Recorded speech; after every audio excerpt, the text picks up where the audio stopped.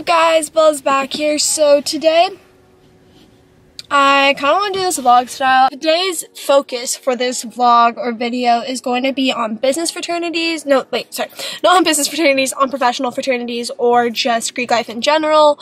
Mainly professional because basically what I realized is on YouTube, almost all the content out there for Greek life is all based off of social Greek life. And sorry I'm saying Greek life so much, but whatever.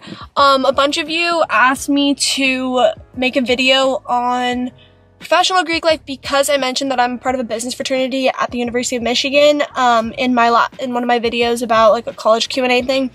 So today that is what I'm going to talk about. Basically, my whole thoughts on joining a business fraternity. If you're going to join some type of Greek life, honestly, I guess it depends on what you want to join. So I love being in social Greek life, but there are a couple things that you can't get from social Greek life that you really get from professional Greek life. So one of those being professionalism. The second one I'd say is getting really close to your pledge class. And 3, just really learning a lot. If you want to join a professional fraternity, these are some things that I think that you should consider. 1. Do you have time that first semester that you are joining to pledge?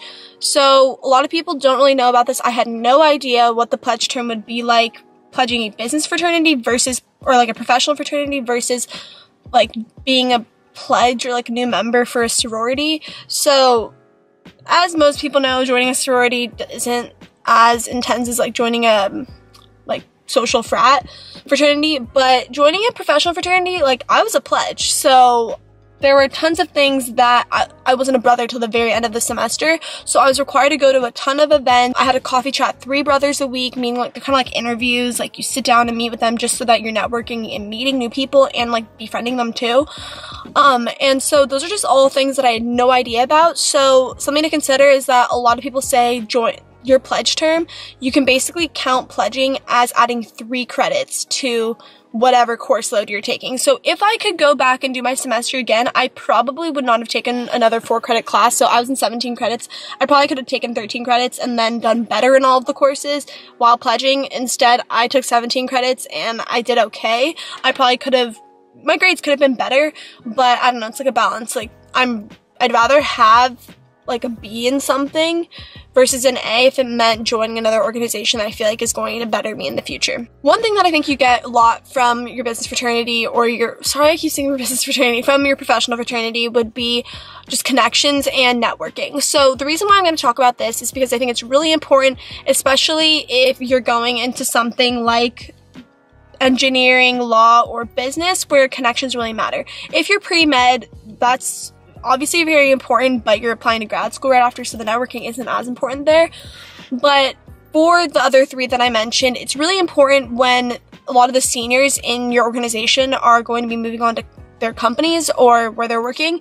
And if you've developed a good relationship with them, chances are down the line in a couple of years when you're recruiting for these types of companies, if you have a connection at a company, they will be the ones to give you a spot at the interview when you might be competing against like 50 other people that might be more qualified than you. Because you have a personal connection, that would allow you to get your seat at the table. Secondly, my resume, they completely wrecked my resume and ripped it apart and basically helped me redo it and rewrite it in a way that is so much better. In addition to that, I learned how to interview for all types of job interviews and basically how to go through all behaviorals and technical questions that you might get in an interview. Like, what are your biggest strengths and weaknesses? And just honestly knowing all those questions right off the bat, like always having them in the back of my brain. The only reason why they're there is because of all the practice that I did with my professional mentor in my business fraternity. So something that I like about being in a Greek organization in general is the fact that you get a big. If you guys don't know what a big is, it's basically like a mentor, and in social Greek life, it's someone that you can kind of look up to, kind of guide you through when you're joining, meeting new people, just anything that can help you out in life. I'd say that your big in your business fraternity can also serve as like a professional guide kind of, and they tell you what they did in their past. So my big in my business fraternity, she did this one program in London that she told me a lot about, so I'm probably going to be doing it next summer. I wouldn't have heard of it otherwise, and I'm really glad I heard of it because it's something that I really want to do. To give perspective on how helpful it is, I was taking business communications this year because I'm in the School of Business, And in that class, they basically teach you how to write a professional email, how to do a professional phone call, write a memo, all those different things, and like interview, basically. And all those things that they talked about, I had already learned in my business fraternity pledge process. So when it came to like class time in my business communications class, I was like 100% prepared, and I got like hundreds on everything. So obviously every professional fraternity is different, and they'll prepare you in different ways, but those are skills that I could not have gotten anywhere, and I seriously don't know how people get interviews the summer after their freshman year if they don't have professional experience before that, because I had an internship in high school, but that did not prepare me for me getting my internship for this summer. I didn't get my internship for this summer from my business fraternity, but all the skills that I used in the interview process, I'd say I learned all from my business fraternity, and I owe it all to them. Another point that I would say is important is if you're trying to join an organization, like I said, you don't want to join a sorority or fraternity, like a social one, and you want to find a way to go out, it's another way to do that. Not that necessarily like your fraternity will be hosting those events, but it's a great way to meet people, and it's an opportunity for you guys to hang out and go out to places, just to find another group on campus to do social activities with, because your business fraternity your professional fraternity isn't just the group that you're going to find your job with. They're also going to become your closest friends, especially your pledge class. My pledge class is about 20 kids, and if any of you are watching this, shout out to you. You know who you are, but they're like my best friends. The reason why I like it being a co-ed fraternity and everything like that is because when you first start college, it's kind of hard to make guy friends that aren't just trying to get with you, basically.